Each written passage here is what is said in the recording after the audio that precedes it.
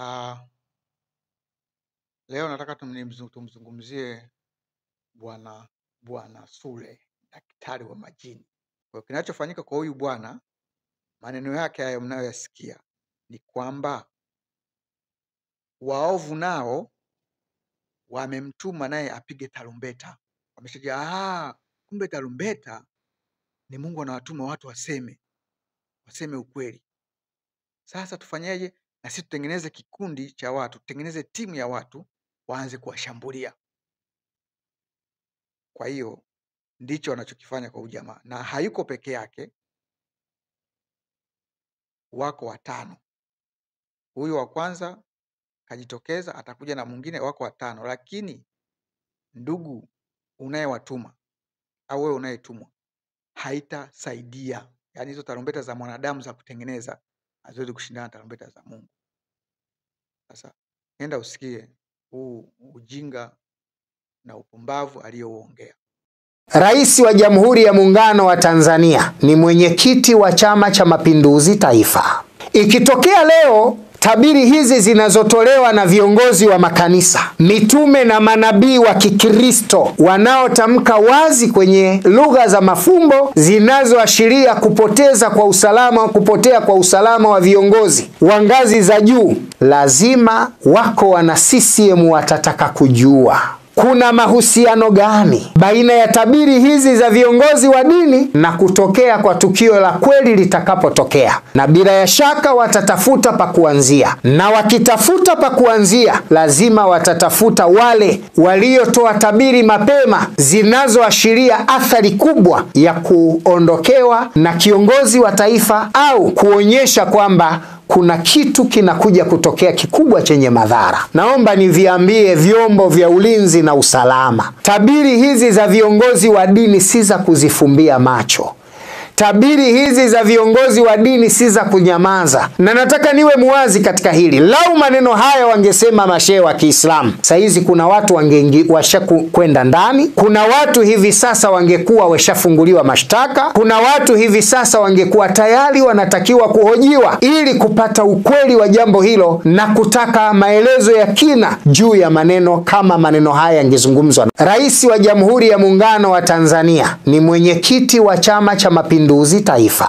Ikitokea leo tabiri hizi zinazotolewa na viongozi wa makanisa, mitume na manabii wa Kikristo wanaotamka wazi kwenye lugha za mafumbo zinazoashiria kupotea kwa usalama wa viongozi wa ngazi za juu, lazima wako wana CCM watataka kujua kuna mahusiano gani baina ya tabiri hizi za viongozi wa dini na kutokea kwa tukio la kweli litakapotokea. Na bila ya shaka watatafuta pa kuanzia, na wakitafuta pa kuanzia lazima watatafuta wale waliotoa tabiri mapema zinazoashiria athari kubwa ya kuondokewa na kiongozi wa taifa, au kuonyesha kwamba kuna kitu kinakuja kutokea kikubwa chenye madhara. Naomba niviambie vyombo vya ulinzi na usalama, tabiri hizi za viongozi wa dini si za kuzifumbia macho.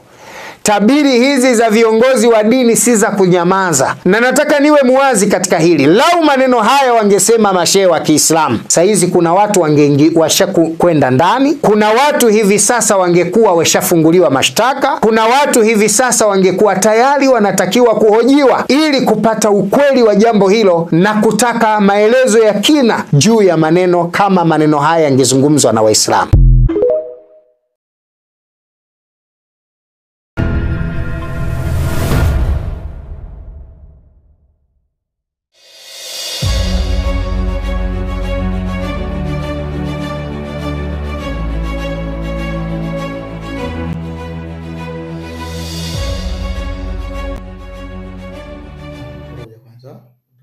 Naye hapa naona hapa nitakuwa sisikiki vizuri, kwa tusikilizane, sawa? Ngoja tufanye hivi sasa. Wanaanza kulia, Nuhu utufungulie safina, utufungulie safina, Nuhu utufungulie safina. Hapa sasa tutaelewana vizuri, maana unaona kabisa akikaa mbali ataelewa.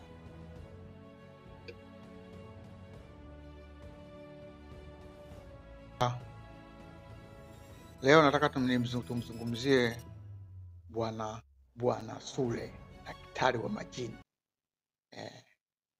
Yeye kufuga majini, kutafuta pesa za haramu za majini, yeye ndiyo kazi yake. Sawa. Manabii ndiyo msingi wa Biblia, na manabii wote Biblia yote unaoisoma imeandikwa na manabii. Sawa. Yote maana yake nabii ni sauti ya Mungu. Nabii ni sauti ya Mungu, sio mtu. Yaani Mungu anaweka roho yake juu ya nabii. Nabii anazungumza na watu. Ezekiel anasema kila mji Mungu ameweka mlinzi. Na mlinzi yule anapoona upanga umeandaliwa kwa ajili ya watu au kwa ajili ya maovu ya watu, mlinzi yule anatakiwa aseme, apige kelele, yaani apige tarumbeta, ili watu waache mabaya, kwamba jamani, Mungu anataka kutoa adhabu. Ndio kazi ya nabii. Waislamu wana nabii anaitwa Muhammad, na Muhammad kwa utaratibu wa Waislamu manake ni nabii ambaye alishafariki. Kwa hiyo Waislamu hawana nabii mwingine ambaye anaweza akaja kuwajulisha matatizo yanayokuja au mambo yanayotokea, yanataka kutokea juu ya mji au juu ya shughuli zao, juu ya maisha yao. Sawa. Kwa hiyo wengi sio waonaji, wengi hawaoni. Sawa. Kwa hiyo kama angekuwa yuko hai, manake na wao wangekuwa wanaona, sio waonaji, hawaoni. Sawa. Kwa hiyo Bwana Sule amekuja na kusema kwamba wote wanaotabiri kuhusu vifo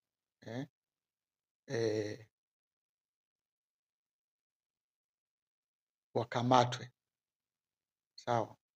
Yaani inaonekana jinsi gani mtu huyu alivyokuwa ni mjinga na ni mpumbavu aliyepitiliza. Yaani sasa kama wewe unaweza kushindana na Mungu anayewatuma manabii kusema, maana manabii wanatakiwa waseme na wewe hutaki waseme. Sawa. Kama unashindana nao, yani maana yake unashindana na sauti ya Mungu. Na hakuna aliyeshindana na nabii akabaki salama hata siku moja. Maana nabii ni Mungu, unashindana naye. Mungu anaposema, anapomwambia mtu sema, wewe unakuja unamwambia hakuna kusema. Kwa hiyo wewe ndio utakuwa ni kikwazo cha mtu wa Mungu kutokusema. Kwa hiyo lazima wewe uondolewe ili mtu wa Mungu aseme. Sawa. Na kama ni mambo ya udini, wewe ndio unaleta mambo ya udini. Kwa sababu nabii hayuko kwa ajili ya dini. Hayuko kwa ajili ya mtu yote wa dini. Nabii yuko kwa ajili ya watu wote. Na ndio maana nabii anatoa ujumbe, anaweza kaambiwa nenda hata sokoni. Sokoni pale kuna watu aina tofauti tofauti. Sawa. Kuna watu tofauti tofauti. Sokoni pale kuna watu tofauti tofauti. Sawa. Sasa kama kuna mtu amekutuma Bwana Sule, cha kufanya wewe mwambie tuache uovu. Na kama hataki kuacha uovu, basi Mungu atashughulika naye na yote tunayosema yatakuwa. Sawa. Kama ni pesa amekulipa, hiyo pesa haiwezi kuzuia hayo matukio au hivyo vitu visitokee, isipokuwa ni yeye kuacha mabaya ndio kutazuia visitokee, yaani yeye kutekeleza, lakini sio cha kuvaa kiburi cha cheo kushindana na Mungu. Sawa.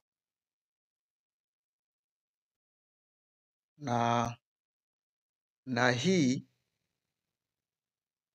baada ya kusikiliza sana, kujua maana ya tarumbeta. Tarumbeta ni nini?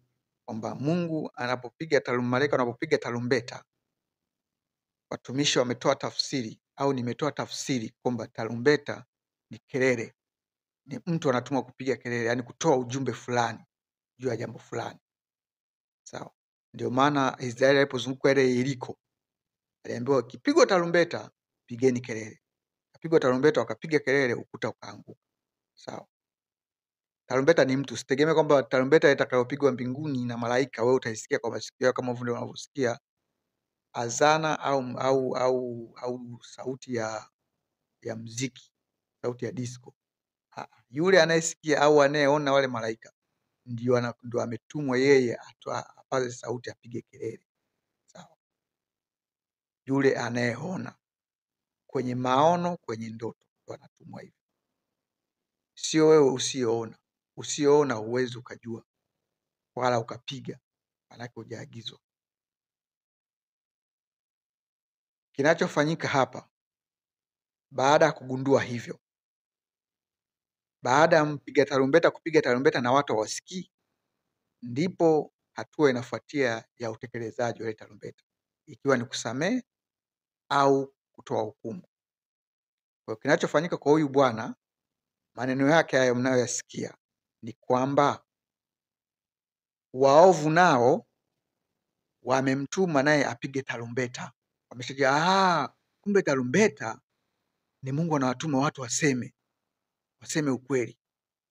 Sasa tufanyeje? Na sisi tutengeneze kikundi cha watu, tutengeneze timu ya watu waanze kuwashambulia. Kwa hiyo ndicho wanachokifanya kwa ujamaa, na hayuko peke yake, wako 5. Huyu wa kwanza kajitokeza, atakuja na mwingine, wako 5. Lakini ndugu unayewatuma au wewe unayetumwa haitasaidia. Yaani hizo tarumbeta za mwanadamu za kutengeneza haziwezi kushindana na tarumbeta za Mungu. Wewe ni mtu unasema eti huyu ni kiongozi wangu ambaye anachochea udini, maana huu ni udini, sababu nabii hayuko kwa ajili ya dini, yuko kwa ajili ya watu wote.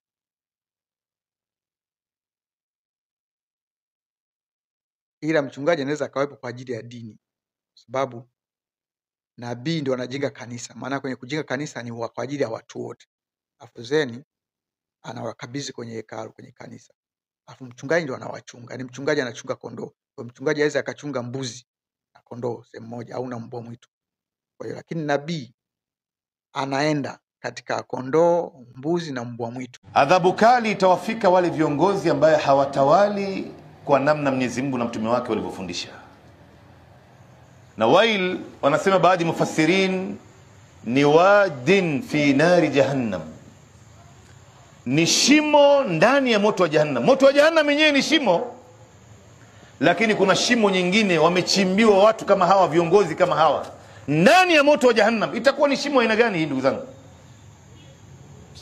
Alafu sikiza wewe ambaye leo ndo unawachagua hawa watu, wewe ndo ambao unaenda mbio kuwapigia debe, wewe ndo ambao unashirikiana na wao katika mambo yao, Mtume anasema nini kuhusiana na wewe? Anasema wawailul lilurafa. Urafa ni jam'i arif. Adhabu kali iwafike wale ambao watakawasaidia hawa viongozi madhalim. Ukatia kidole yako pale ukamchagua, ukawa unashirikiana na yeye katika maovu anayofanya. Yaani leo sisi wengine wetu hapa ndugu zangu tunatumiwa na watu kwa maslahi ya watu wengine. Wewe unachezewa tu na umepewa macho na akili na huitumia akili yako. Unaenda kama kipofu. Pata kujua ndugu yangu, wewe ambaye umeshiriki katika mambo haya, katika njia moja au nyingine ukamweka kiongozi dhalim juu ya kiti, laana ya Mungu itakapotoka, itakapoanguka baada ya hawa viongozi kufanya mambo ya dhulma, itawatafuta wale wote waliohusika.